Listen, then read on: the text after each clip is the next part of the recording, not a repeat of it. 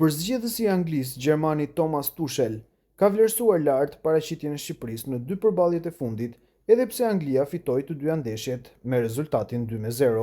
Pas përfundimit të takimit në Tiranë, Tuchel u shpreh se Shqipëria tregoi cilësi të larta dhe e sheh si një ekip me potencial për të avancuar në botrorin 2026 përmes play-offit në muajin mars.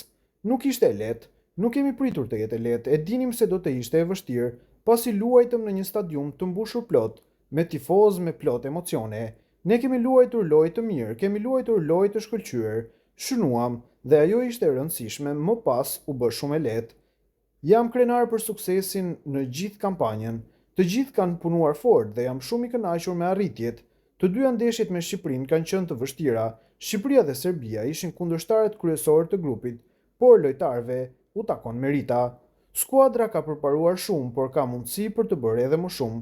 E përgëzoj Shqipërinë dhe shihemi në botror. Mundësia ekziston, bashkë me cilësinë që e ka në ekip, deklaroi Tuchel. Me këto fjalë, ai theksoi respektin e tij për skuadrën kuqezi dhe la mesazhin se Shqipëria mbetet një konkurrent i fortë për kualifikim, pavarësisht humbjeve të fundit. Pas ndeshjeve të orës 18 në kualifikimet e botrorit 2026, është konfirmuar se nuk do të ketë përballje Kosovë-Shqipëri në play-offin e botrorit. Kjo vjen pas humbjes së Shqipërisë ndaj Anglisë dhe fitores së Ukrainës ndaj Islandës, që do të thotë se kuqezinjt nuk do të dalin në vazon e dytë të shortit të play-offit. Edhe Kosova edhe Shqipëria do të jenë pjesë e vazhës së tretë dhe kështu nuk do të kenë një ndeshje mes tyre në këtë play-off. Kosova dhe Shqipëria do të jenë mysafire në ndeshjet gjysmëfinale të play-offit që luhet marsin e ardhshëm. Kosova në kualifikimet e rregullta parashihet të përfundojë e dyta në grupin B, përveç nëse e mposh Zvicrën 6-0. Kështu do të dilte e para.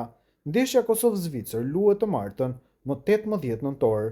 Dardanët kanë 10 pikë, teksa helvetët i kanë 13.